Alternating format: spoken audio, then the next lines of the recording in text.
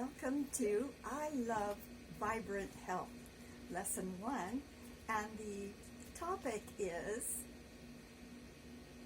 bread making, the Sabbath special delight, and longevity. We start out with the PowerPoint on longevity. There is a secret that my friends have told me about that seems to coincide with those who are living longer lives. Now, we know that God gives us every breath and that He is the one. But we do make we make health decisions, and they can affect what happens in our lives. We can be involved in an accident where a drunk driver runs into our vehicle, etc. But there are some health factors that are associated with longer living, with quality life. I had a friend who's now deceased. She was 94 in May of 2017. Sweet friend. I had another acquaintance in Rwanda, Esther. She was 97 or 98. The exact was not known. On October 25, 2012, she's visiting with me and has a clear mind. She's staying with her, excuse me, she's staying with her son, Pastor Ephron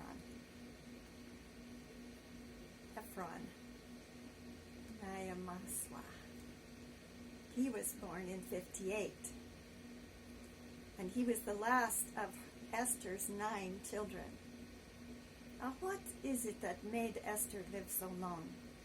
I asked her, why won't you smile for me? She said, I'm guarding the gate. She did not want her teeth to be seen. Very precious lady with quite a story.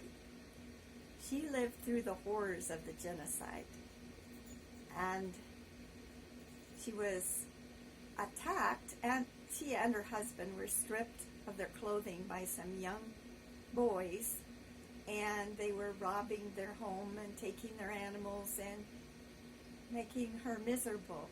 Her son, Pastor Ephron, was in theology training in another country at Uganda University in Uganda.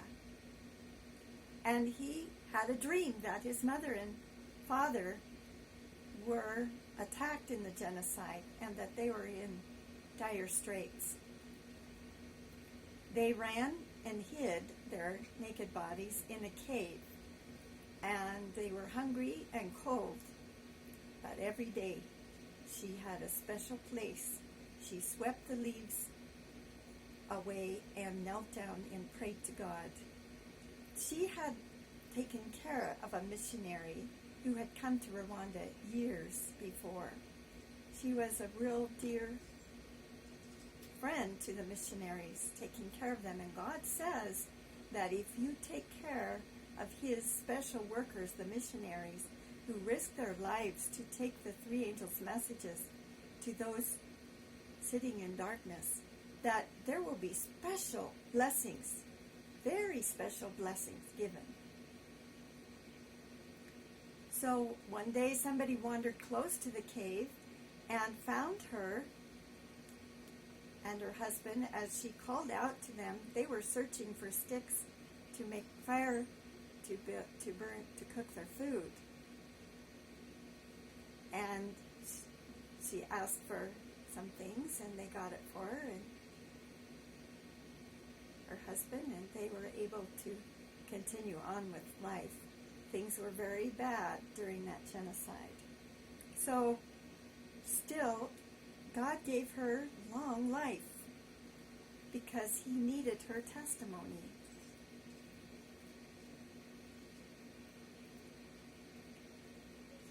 She is living she was living a Christian life and was sharing her testimony. Well, my friend Betty was driving a car at 94 years of age. She was doing all her own housework in her home, and it was spotlessly clean. She walked daily to a store or to get just for exercise. She was very hospitable. When our home burned down, she insisted that we come and stay in her home. She chased us with her keys. We didn't want to impose on her, so we said no, but she kept after us till finally we were in her home while we were trying to get other lodging. She was taking care of this missionary and Jenny, Dr. Rose, and the rest of my family. God blessed her with long life. She had a sister that was also long living. So hospitable, so thoughtful of other people. She blessed many. I first met her when she offered to help us hand out Steps to Christ, door to door, in Medical Lake. That's a little town 6 miles from our country home. Her exercise was daily, and she also did some gardening. Another health feature that she had down very well was rest before the hours of midnight, so she got plenty of melatonin. That is a hormone that is produced by the body in a good deep sleep without lighting on and with no noise.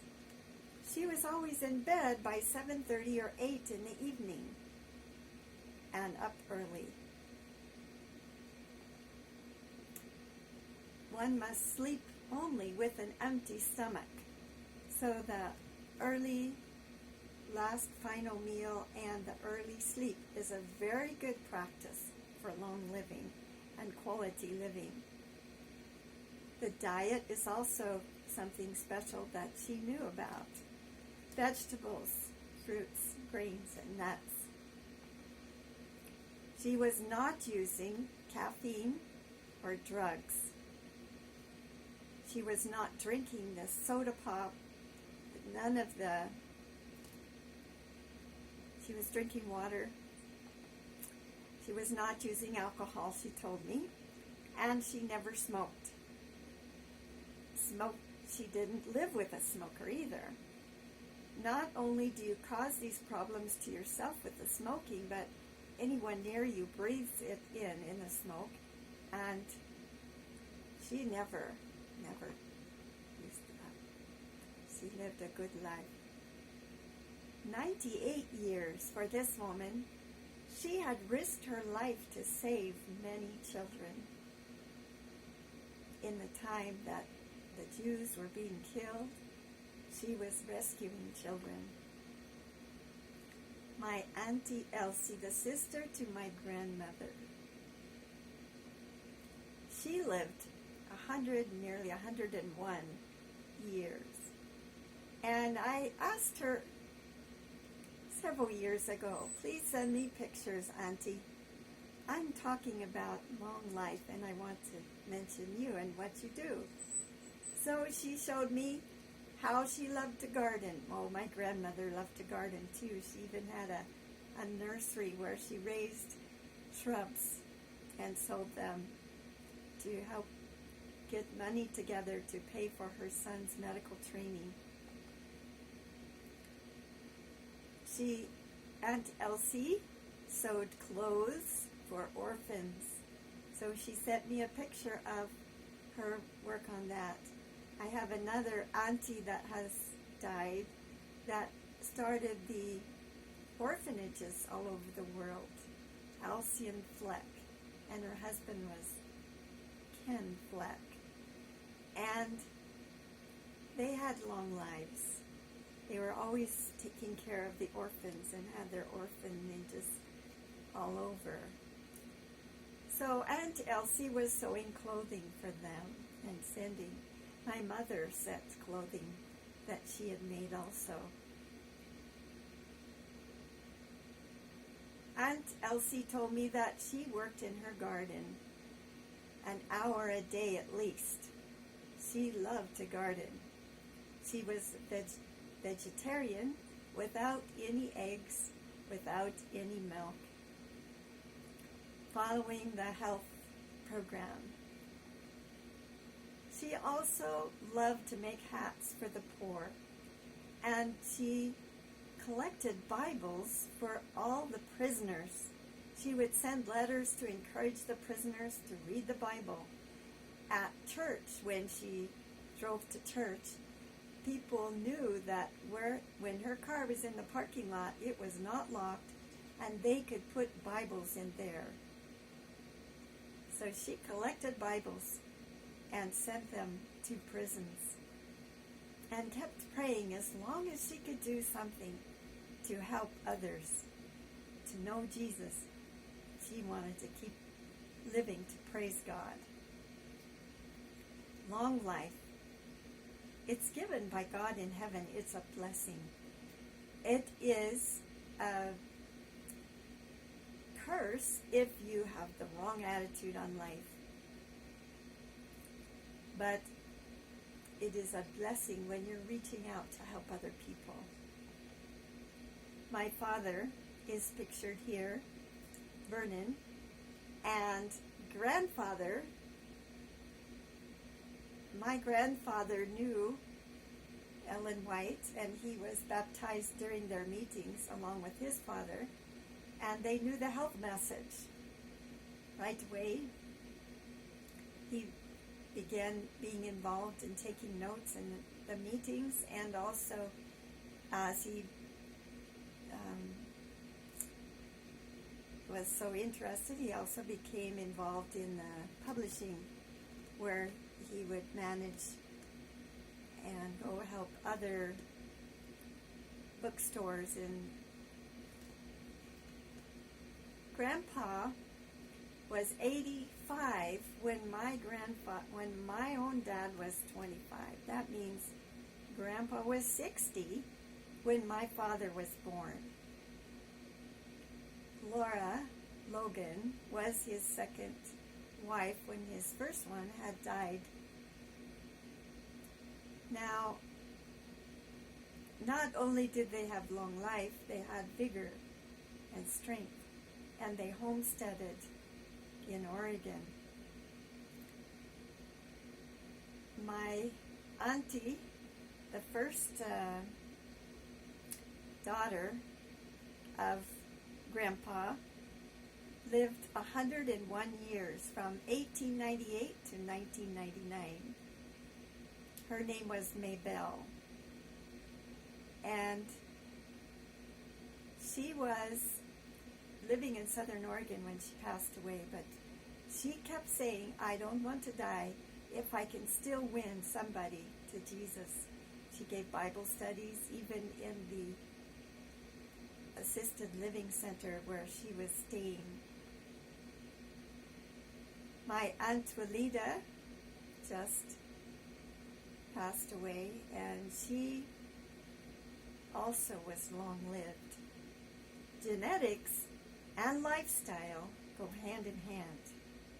You can hardly separate knowing which was involved, because there's many long-lifers in my family doesn't mean I'm going to be long-lived, but there's a good chance because we're following the same lifestyle program.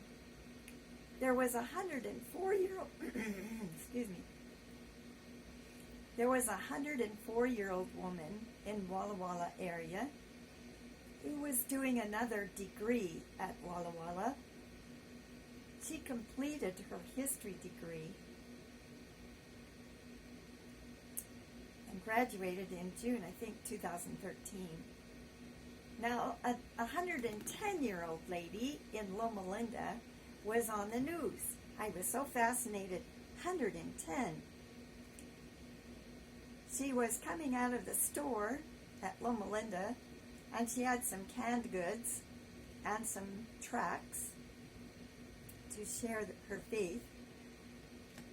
And a young man decided he was going to rob her. He was in his 20s, and he came up and he told her to give him her purse. And she refused. And when he started to force, she took her canned goods in the sack and started swinging it like David swinging his sling ready to throw a rock at Goliath. And it struck him in the forehead. He fell to the ground, was bleeding, and someone called an ambulance. Well, as her grandson was coming out of the store behind her, he saw, and he took a picture, a movie. He caught it all. He caught it, and he put it online, and the personnel at the hospital who later treated this young man already had seen what happened. What gave her that strength? 110, and there's a young man trying to overpower her.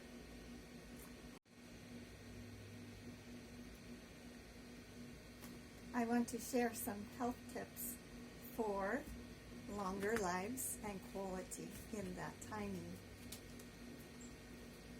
Some spend so much time taking care of a car, motorcycle, or their pickup, but take very little thought or care for their body.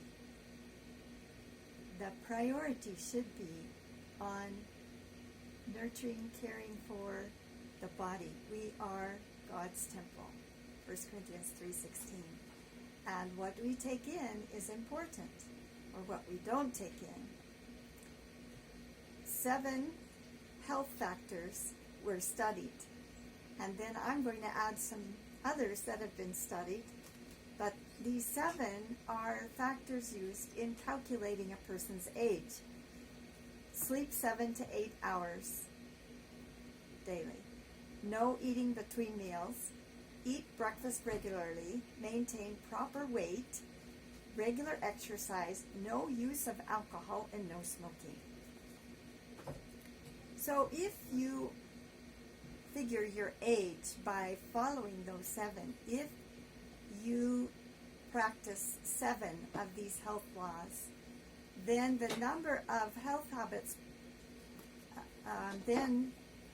when you're 30 years of age, your health age will actually be 19.9 years. Teenager, if you're 30 and you've done these health things, then you are actually still a teenager when you're 30 years old. Yay! And when you're 40 and you're practicing all 7 of these health laws, the sleeping 7 to 8 hours, no eating between meals, eating breakfast regularly, a good solid breakfast like protein, potatoes, olives, vegetables, a good solid meal like a king would eat.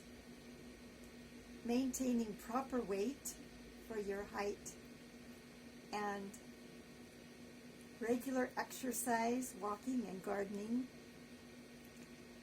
no use of alcohol and no use of smoking, then you, at the age of 40, are actually only 27.1 years. So you can cause your body to be younger than those at the same age. This is an average. Now, when you're 55 years of age, your health age doing those 7 is only 40 years. 55. So you've taken 15 years off of your life by just following these good rules. When you turn 60, you're only 43.4 years. Now, I'm nearly 70. So actually, I'm only 51.8 years old. sleeping 7 to 8 hours a day, no eating between meals, eating breakfast regularly, maintaining proper weight, not starving yourself of things that you should be eating to keep the proper weight, and not overeating. Use no alcohol and using no smoking. At the age of 70, you're only 51.8 years of age. That's not even considered a senior citizen. It's fun when I go into some stores, they say, I don't know if you're a senior citizen or not. What is the secret? Eating breakfast in and of itself increases longevity. Just eating breakfast. In a study done in Alameda County, 60 to 94-year-olds were tested. Those who did not eat breakfast had a 50% increased heart problem and increased risk of death. In this study, long life was as dependent on eating a good breakfast as it was not smoking and getting regular exercise. Now, disability with aging is a very big disappointment. One of the most feared complications of aging is disability, mentally and physically. The Alameda 7 study showed a higher quality to the life of the aging who eat a hearty breakfast and who are following the 7 health habits. They experienced only 2/3 of the risk of disability compared to the least health conscious group. Now, some of the disabilities that we suffer in the knees and the ankles come because our customs make it that we don't cover the extremities. The cold makes an arthritic situation set in, and there's other factors we can discuss on another day, but covering the extremities can help prevent this disability. Breakfast and heart attacks. Adults may be able to reduce their risk of heart attacks by eating breakfast regularly. The platelets, the body's clotting cells, become stickier in the morning before breakfast. Dr. Charles Cupp, over 70 years of medical practice, instructed his patients to change their meal pattern from a heavy meal in the evening to a heavy breakfast morning meal, and a moderate lunch and a very light last meal no later than 3 p.m. Dr. Charles Cupp said that those who ate only breakfast showed a 10-pound weight loss per month. Blood sugars of diabetics were normalized, and hypothyroid patients were helped. Breakfast improves the scholastic performance. Breakfast eaters demonstrate better attitudes and improved scholastic performance. When I was reading these things in medical school, I was realizing I was competing with a much younger set of people, and my desire was to succeed in medical school, and I was exercising. I changed my diet from eating more in the evening to always having a good big breakfast. Breakfast improves that scholastic performance in these ways: more efficient problem solving, improved memory, increased verbal fluency, improved attention span, better attitudes, better scholastic scores. So for a vegetarian, the best way: largest meal and your protein options from the grains: whole grain rice, whole grain oats, whole grain wheat berries, common beans, vegetables like carrots and greens and beets and okra and cucumbers. You select from these things for your breakfast.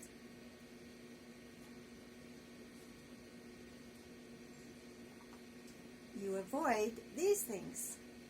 No meat, no milk, no eggs. These are not health producing. We will cover that more later. There's roots, leaves, and flower of the vegetable that can be eaten, but you don't combine the fruits and the vegetables at the same meal as they use different enzymes.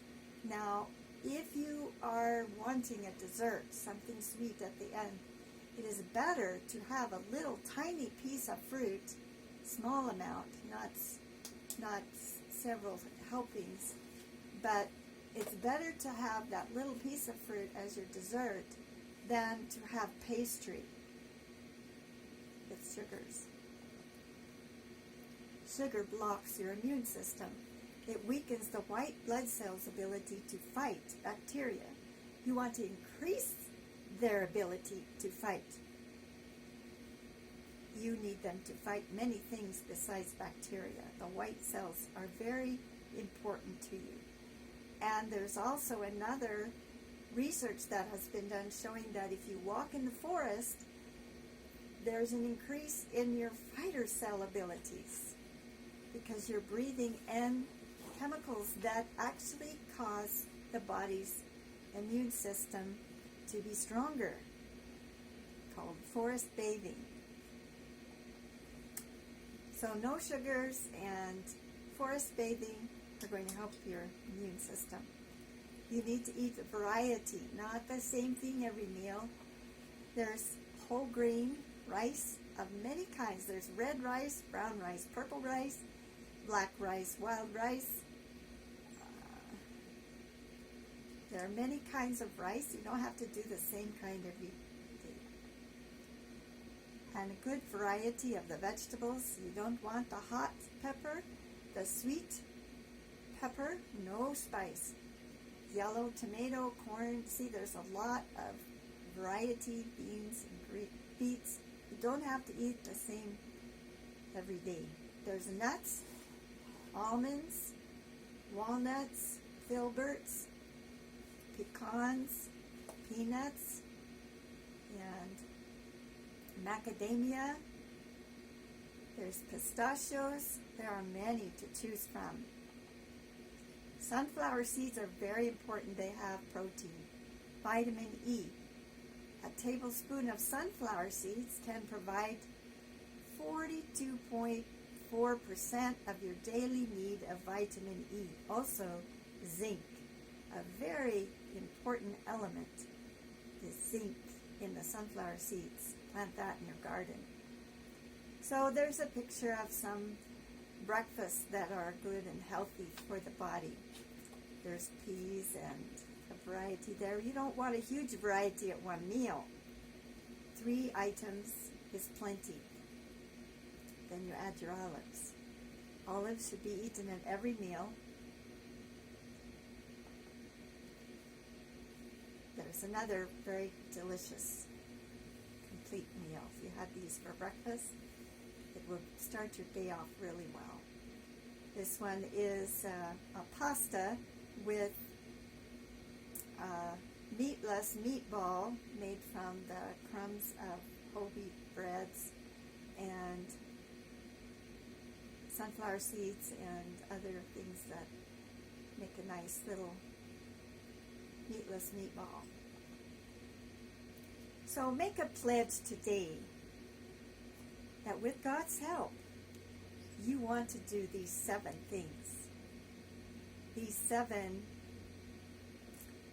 breakfasts daily. 8 to 10 cups of water a day. Gardening 1 to 6 hours.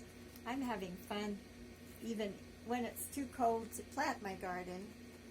I've planted some tomato seeds and they're growing here in my window, and other flowers, and these are a delight. I love to garden. When I have a chance, my priority is sharing the 3 angels message and the health message together. all over the world. That's my priority. But I love gardening, and God says those who are working mentally in preaching need to work in the garden 1 to 2 hours daily. It will keep a balance in the perceptions of what you study in the Bible. So going on gardening, walking, fresh air, sunshine, forest bathing, sleeping 7 to 8 hours, and the diet plant-based. I want to offer a prayer before we move into the next section where Jenny will show you bread making.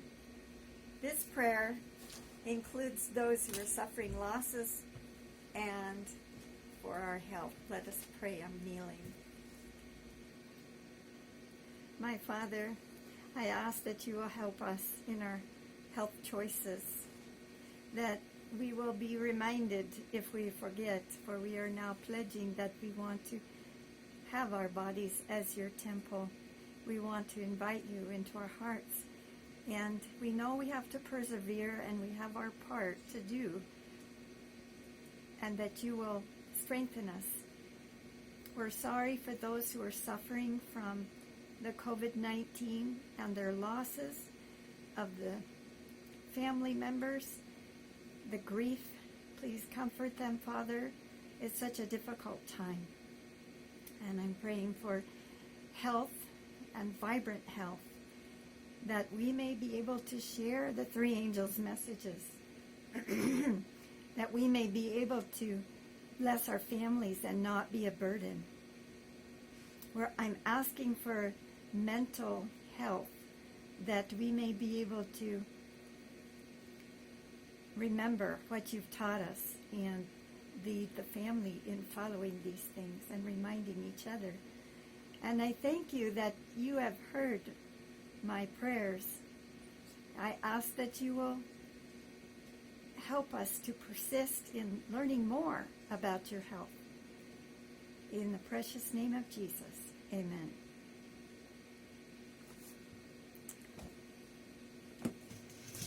Now I would like to introduce my daughter, Jenny. She has been baking bread for many years. She built a church with selling homemade bread. In Africa, there was a need, and she began singing and making bread.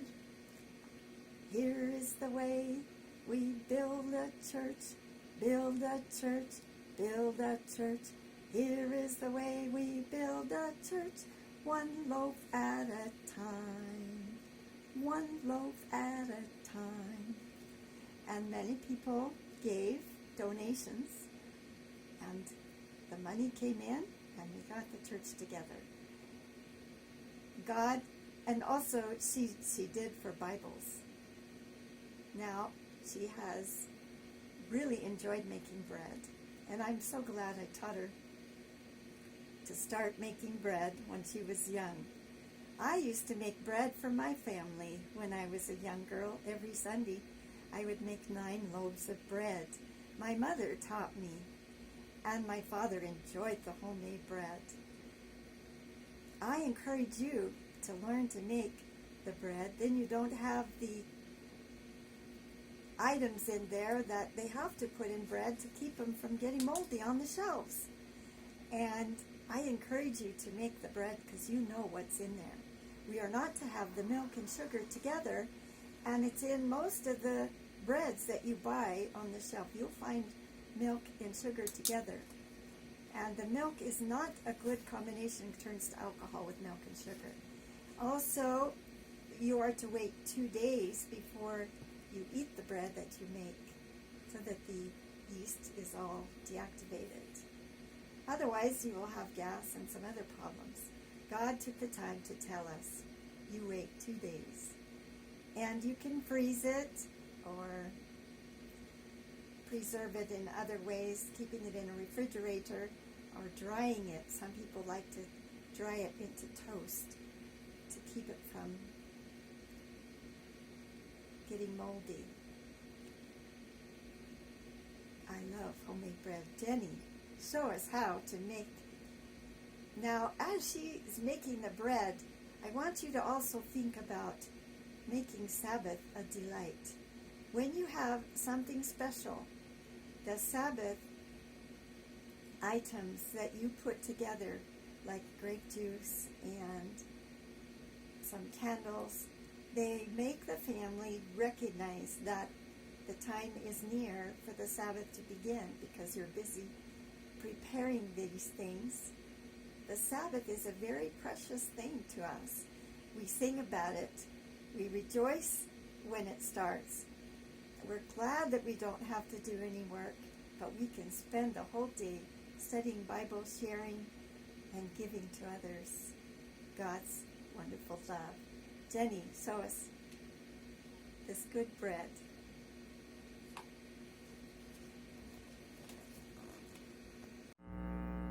Welcome to I Love Vibrant Health.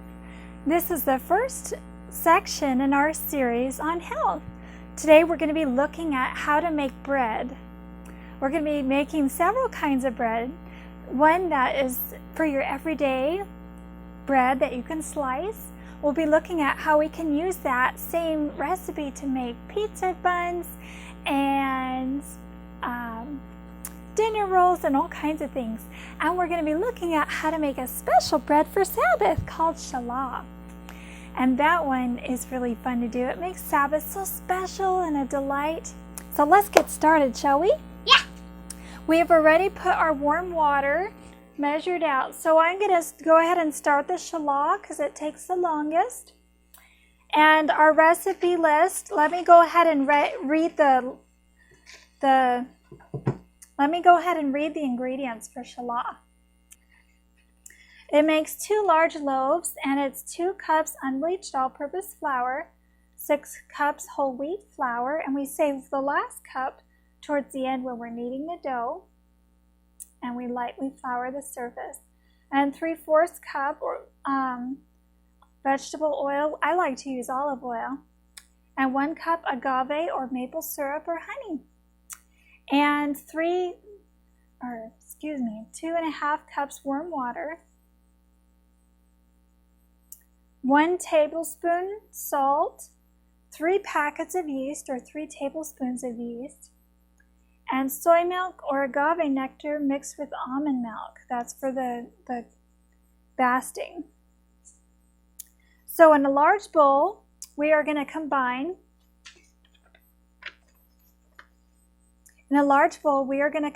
our water, agave, yeast, and oil. So let's go ahead and do that.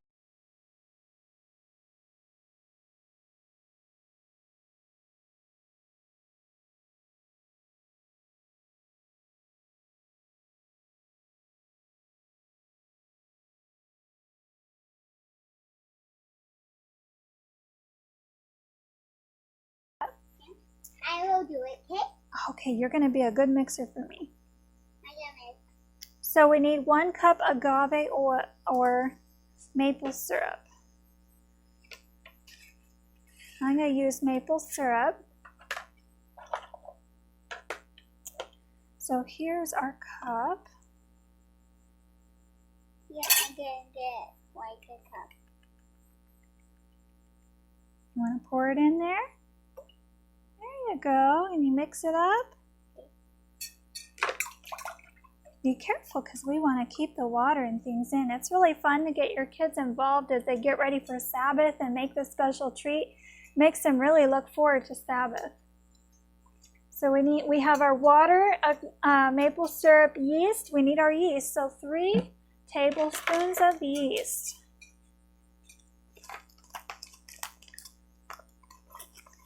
There's 1, 2,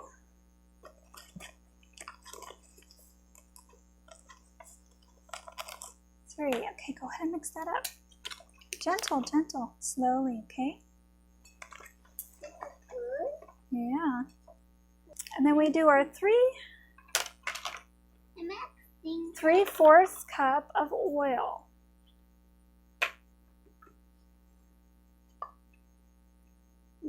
I like to use olive oil because we have counsel from God that olives are very good for your digestion, and they are the best meat substitute. So that's our favorite kind of oil to use. So now we're going to let this set, and the yeast is going to react for 10 minutes. So let's go ahead. While this is reacting, let's get all the yeast in there. While this is reacting, we're going to go ahead and start making the multigrain whole wheat bread. So this is going to let the yeast react. So we're going to let it set for a minute, okay? Let's cover it for a minute. There. Now we're going to come over here. We have our... Okay. We have our multigrain bread, and for this one, you need 6 cups of warm water.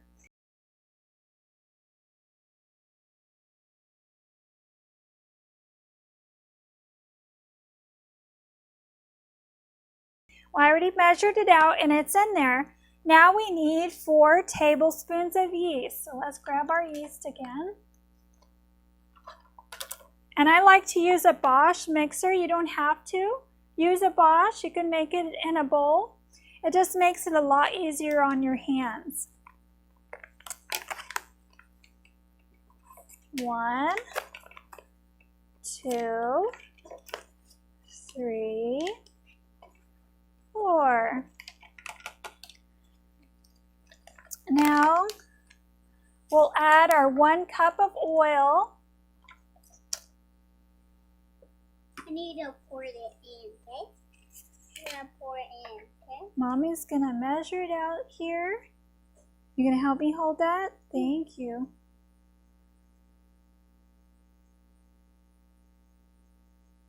Okay, let's pour it in. This recipe is so nice because it makes 5 small loaves or 3 big ones. And you can use this dough for so many nice things. So now we're going to get 1 cup of honey. Excuse me. 1 cup of honey. And I like to use the oil first and then put in the honey because then the honey can slip out really fast. Makes it a lot easier. Okay, just hold it up, please. All right. So 1 cup honey.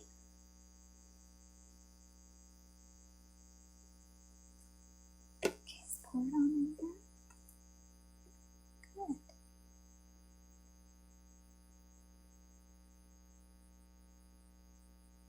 What's that sound?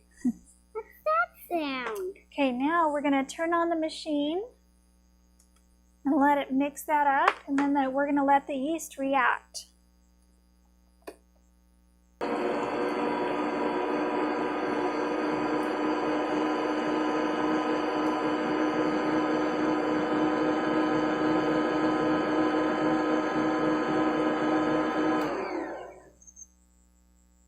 Now that yeast needs to react until you see it nice and bubbly in there.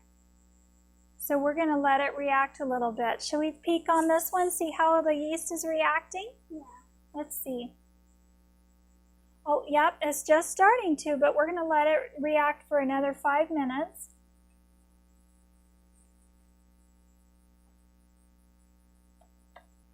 Now we're going to start adding our flour.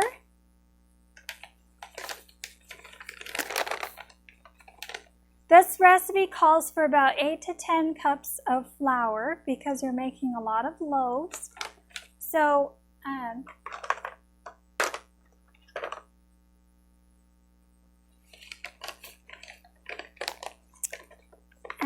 1 to 2 cups of gluten flour, and I like to mix that with the whole wheat flour so it doesn't get all gummy in there and make a pocket of gummy in your bread.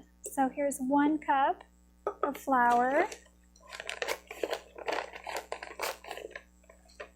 2 cups, and now I'm going to add in, I'm going to just do 1 cup today of the gluten flour, and it's also called dough pep or vital gluten flour.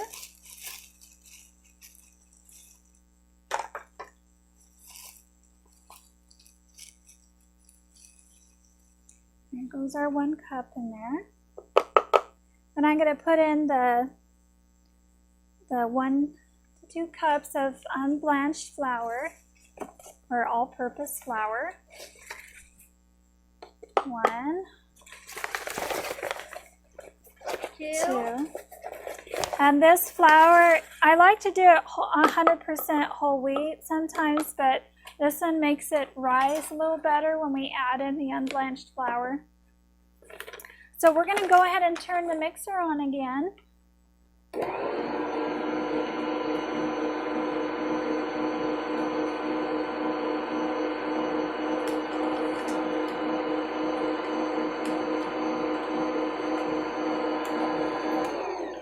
And at this point is when you add the salt. If you add it at the beginning, then the yeast will die. But we've given time for the yeast to react, so now we can add our salt. 2 tablespoons of salt. 1, 2. And now we're going to keep adding flour until it's a nice doughy texture and the edges pull away from the sides.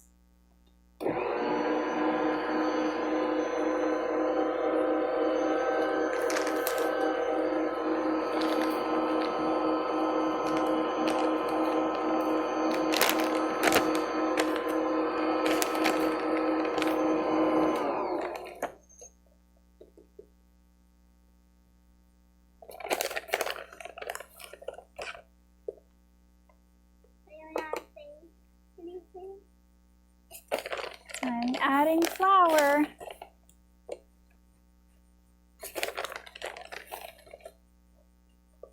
And turn this back on. You don't want to add too much at once because you don't want to overload the machine.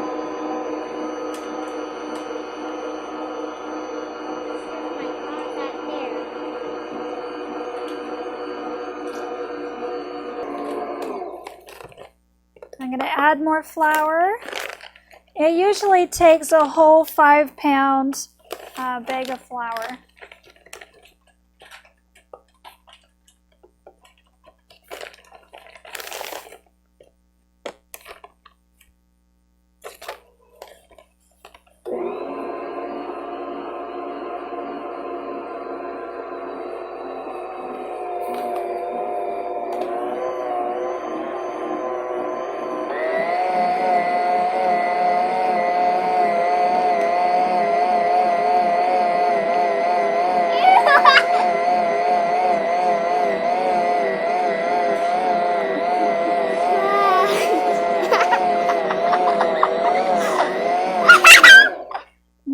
It's done.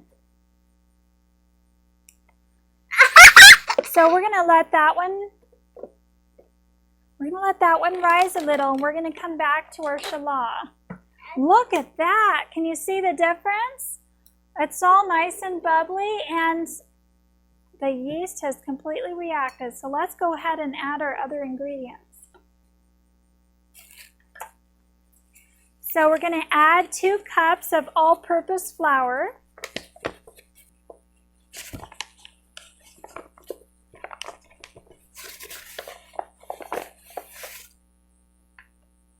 One. I'm gonna make it. Okay, you can go ahead and mix that. Good. Be gentle though. We don't want it to slop out of the bowl.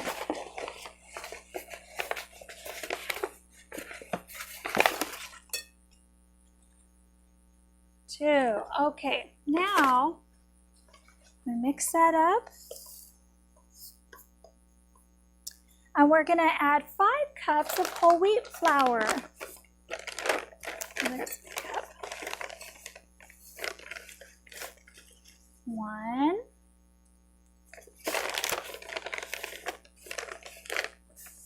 2. 3.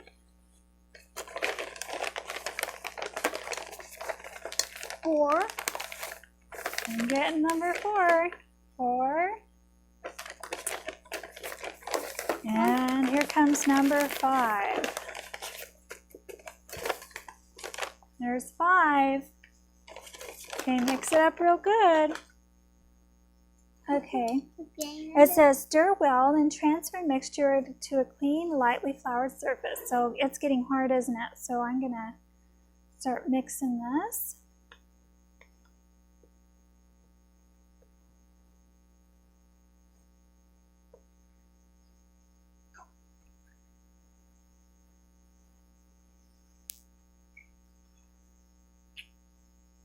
You might need to use your hands when it gets to this point. So I'm going to go ahead and dive in. Just watch for now, okay? So now we have it all mixed up. Now we need to knead it for 10 minutes. I'm going to lightly flour this area. Then we're going to bring it out and we're going to knead it for 10 minutes. Here we go. Okay, we're going to knead for 10 minutes.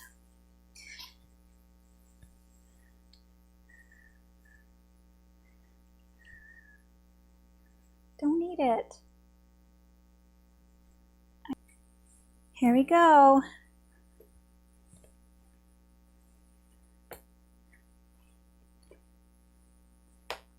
Use your fist like this. That's what it's called, kneading. Okay.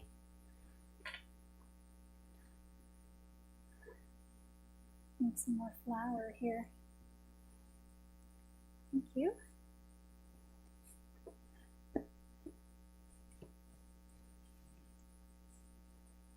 Timer hasn't gone off yet. Keep kneading it.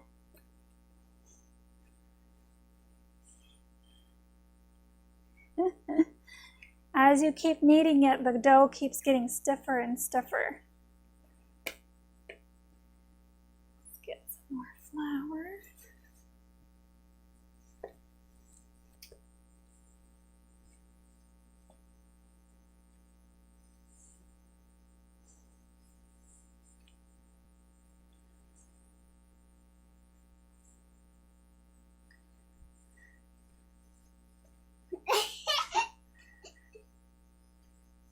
Getting closer.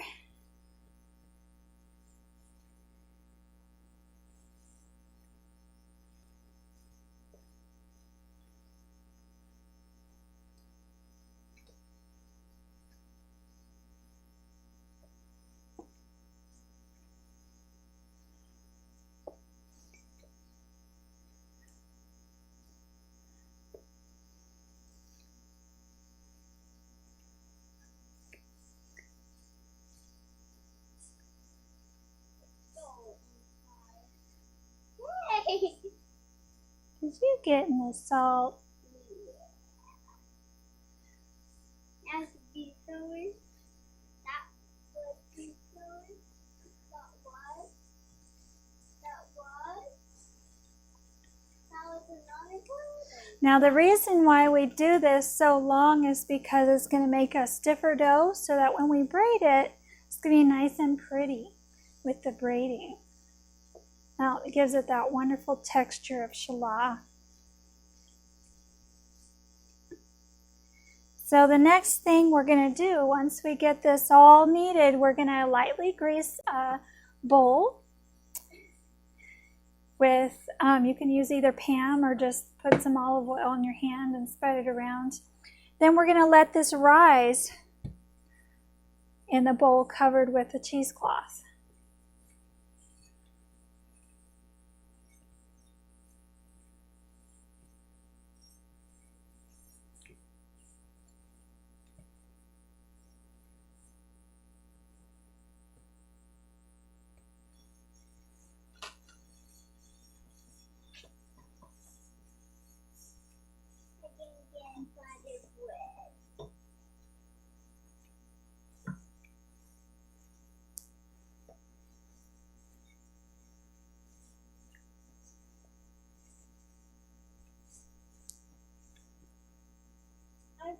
Bread.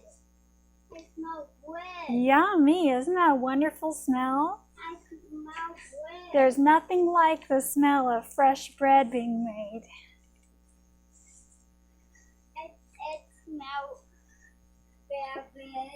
Is it yummy smell?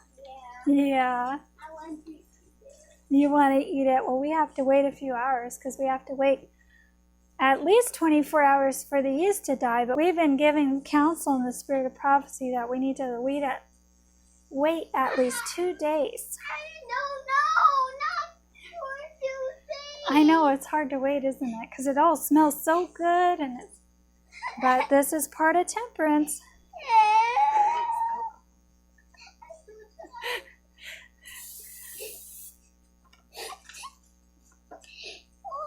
Okay, we have 30 seconds left.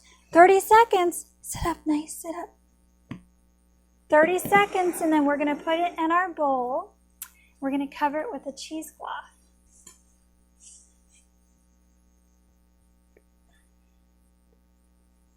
Okay, almost there.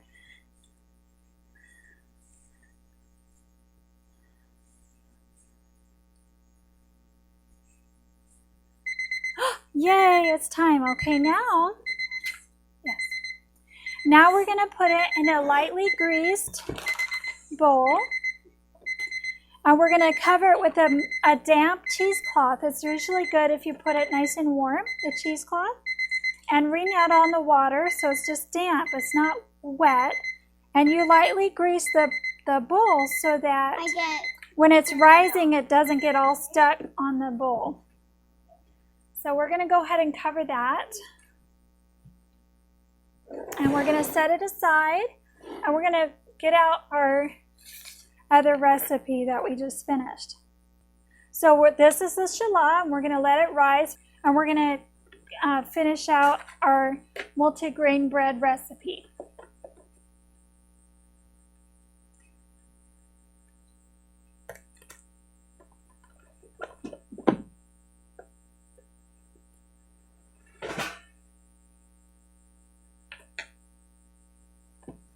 Excuse me. I want to do it now. I want to. All right, now we're going to bring it out. See how it's a nice dough. It's not stuck to the sides at all. You can just bring it out. It's not sticking to your hands. It does a little bit, but you can oil your hands a little bit so it doesn't, so you can work with it. This dough is wonderful because it has so many possibilities. You can split it into 5 loaves to make 5 small loaves. You can split it into 3 to make big loaves. Or you can split it into 5 sections. And I'm going to go ahead and do that because I'm going to use part of the loaves to make some pizza loaves. And because my son's birthday is coming up, we're going to make a special treat for his birthday out of these. Okay, so we've divided it into 5 equal portions.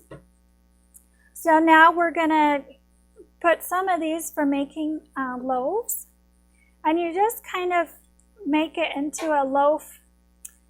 And then you just try to keep it even on the. So now that we've divided it into 5 sections, we've put 1 in our baking pan already. And we're going to put another. We're going to make 2 loaves today. 1 for me, 1 for me. Okay, now we're going to make little balls. Can you help me make little balls? We're going to roll them in our hands. And these are dinner rolls. There's many ways to do the dinner roll. You can lay them out like, yeah, good job. You can lay them out like cookies on a cookie sheet. Oh, this is for another thing. This is for another thing. Here, do that one. So I like to put them all in a pan, squish them up together, and then you can just pull them off of them together. Like that. And squeeze them. Oh, good job. So we're going to wait for the rolls or the loaves to double in size, and then we'll stick them in the oven. We didn't roll them. Here. We didn't roll them. The loaves didn't need to be rolled because we're doing a different thing now. Can you roll that up, please, in a ball? I want to roll it in with this. This one we're going to roll for the pizza. Okay, so we're going to do that next. So go ahead and make a little ball. did it. Yay, thank you. I can't put it inside. Here, roll this one into a ball.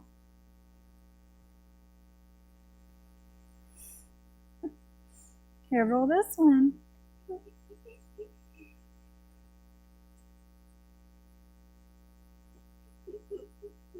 Was that fun?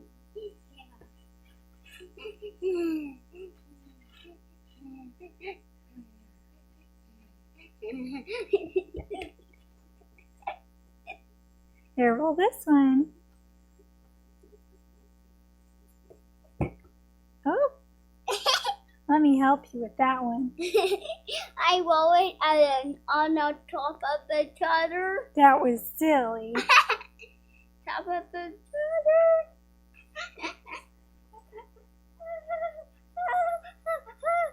Let's see, shall we try to squeeze in another row? Yeah. Okay. Whoop. Let me do it. Okay, you do it. Yay! So it makes a fun little thing of little balls, and it makes the kids have fun. And then we're going to let it rise to double its height with the other loaves. And now I'm going to show you how to make sweet rolls and pizza rolls. So we're going to go ahead and leave that one there for now. We're going to cut this in half, because otherwise you're going to be clear out here with your roll. So we're going to make sure there's, and sometimes it's good to I oil. gotta lose it to it. Yeah, just a minute. Sometimes it's good to oil your rolling pan just because it gets stuck on the dough sometimes. So just lightly oil it. Okay, now Let me do it. I'll let you have a turn. So now we're going to roll this out.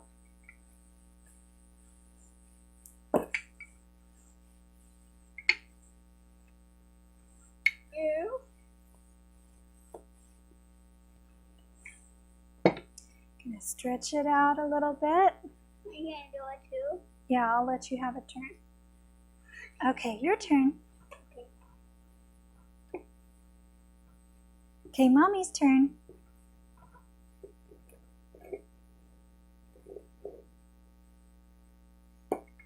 Good job. Okay, it's Mommy's turn now. All right.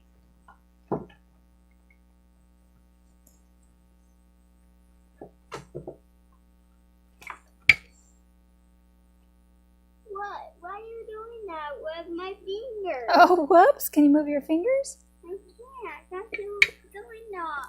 I'm trying to see what you're doing. What? What are you doing? What are you doing? Why are you doing We're that? making it into a nice roll so that we can fill it up with some nice Look at that, toppings. there's a cook. And we're making it nice and thin. I'm going to bring this here to patch up that. I roll it, okay? So I'm going to bring this. Again.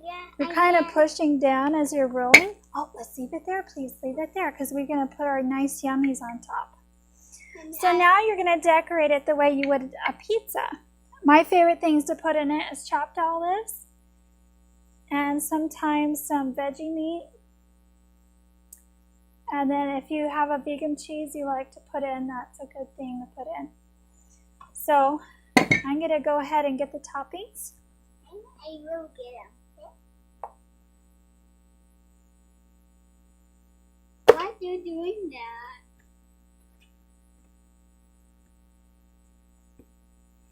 Okay, get some. These olives I like really well. They're Lindsay green olives, and they're so yummy. They're like butter in their texture and their taste and everything. So I like to crush those on there. I'm And gonna do it, okay? I'm gonna do it. yeah, I'm going to have you help me with that. Huh? They have some really good sauces at Walmart that it's a ragu sauce that has no sugar added. That's my favorite to use. I'm gonna We spread it out just like you would a pizza.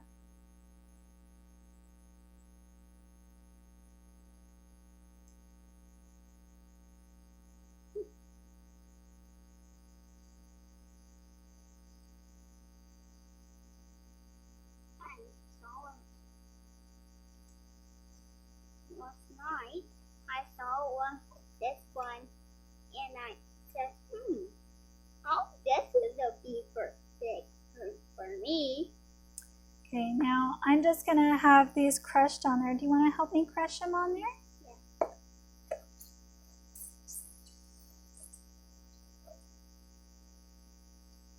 Don't rub it in. Let's just make little pieces, okay? Okay. For it to be yummy. Yeah.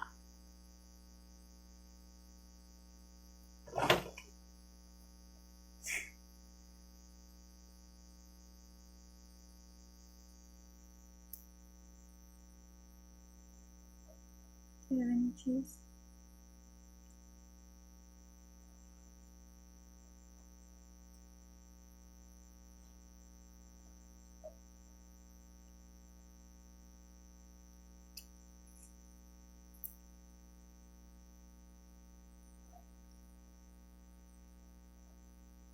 Then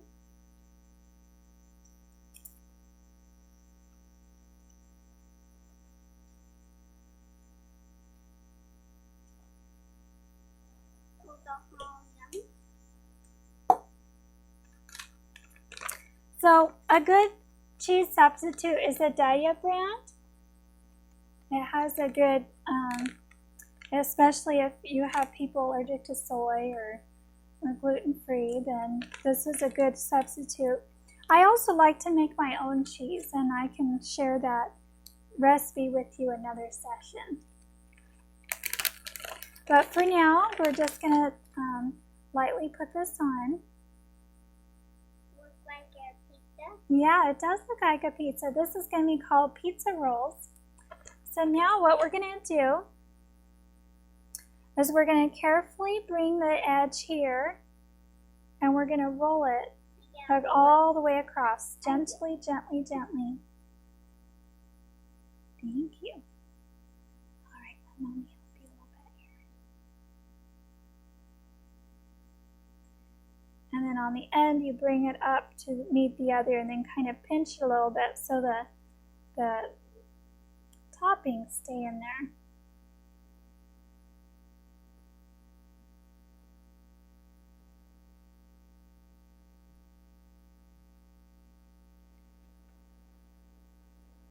Yummy inside. Yeah.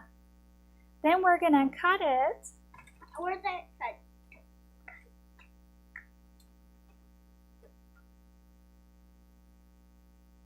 Now we're going to cut it in little, about an inch pieces.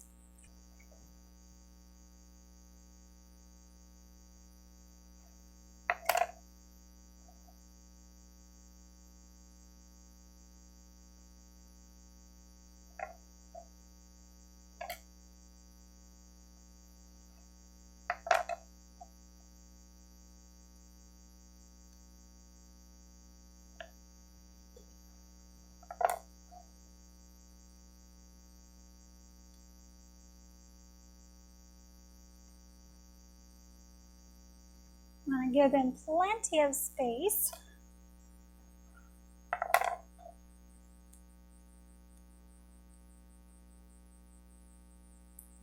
Get that back in there.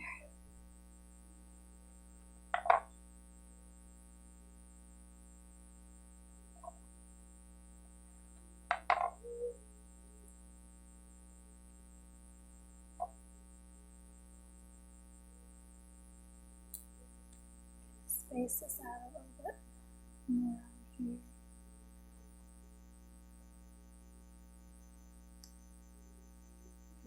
They really get big. All right, so now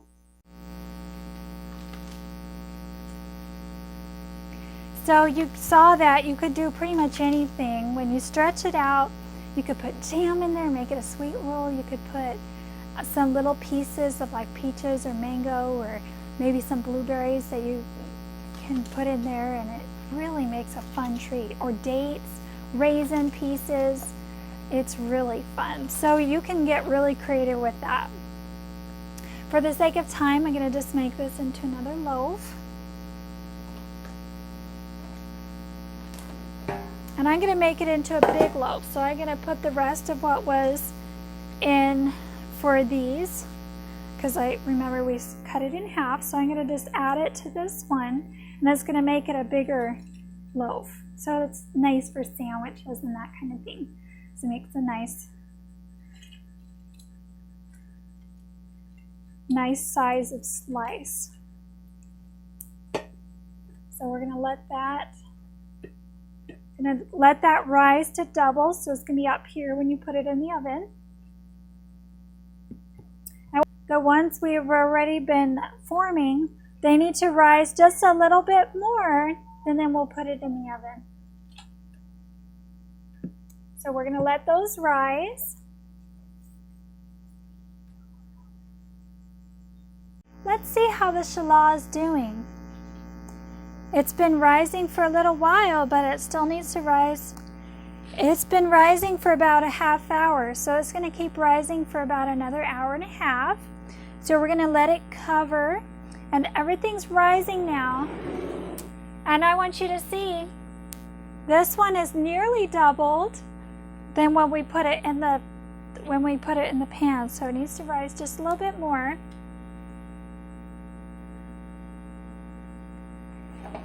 So we're going to keep it covered while it rises the rest of the way.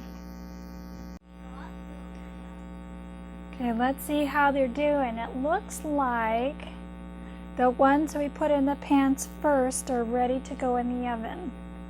So we're going to go ahead and put these ones in the oven. We have to be very careful in how we do it.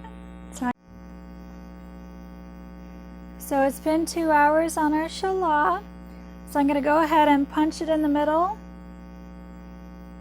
And now it's going to rise to double before we bring it out and braid it. We're going to cover it back up, bring it to the side. I just took our loaves out of the oven. As you can see, they're golden brown. They look really good.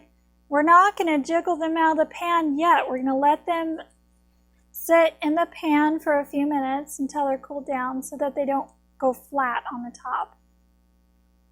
I like to use a towel or a drying rack, and I just let them set for about 10-15 minutes, and then I wiggle them out of the pan.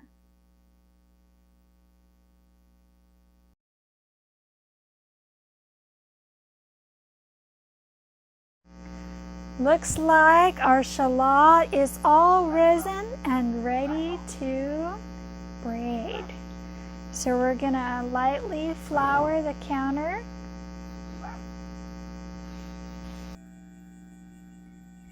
We're going to divide it into 2 equal sections, because these are going to be your 2 loaves.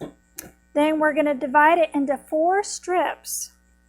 So we're going to divide it into 1, 2, 3, and 4. And now we're going to roll these out into long strips. We're going to roll these into long strips so that we can braid them.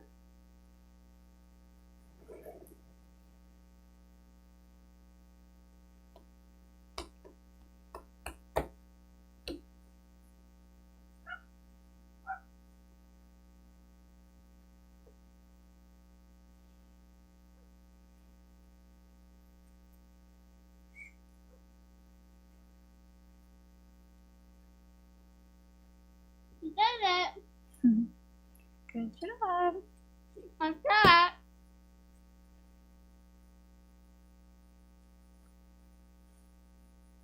My hands are big.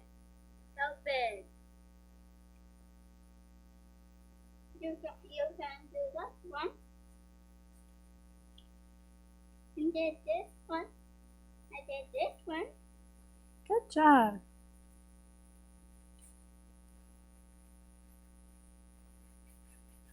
That's mine.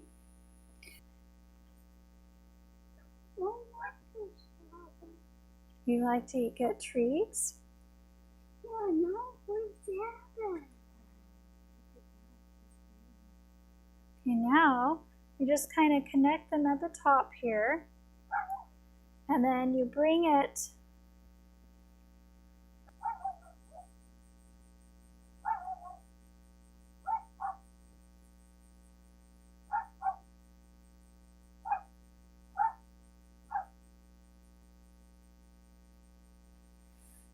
Look at that.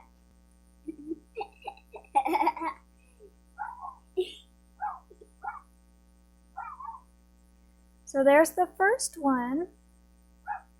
We're going to braid the next one.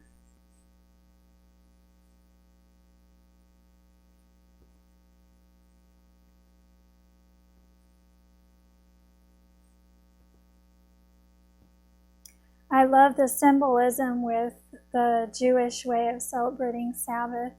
They have the grape juice symbolizing Jesus' blood, and the bread, his body, and they prepared 2 of them because God gave the Israelites extra manna for their Sabbath. So they have 2 shalahs every Sabbath to celebrate how God provided manna in the wilderness and how we are commemorating that Sabbath when the sun goes down on Friday. And they didn't realize for hundreds of years they were celebrating Jesus' blood being shed for them when they drank the grape juice. So this is now ready to put on our pan, and we're going to need another big pan just like I showed you, and because it's going to double in size when we bake it. Looks like it's all ready now. Isn't it pretty? Let's put it in our oven now. It's going to bake for 20 minutes, 20 to 30 minutes, and then we're going to baste it with soy milk and then let it cook for another 10.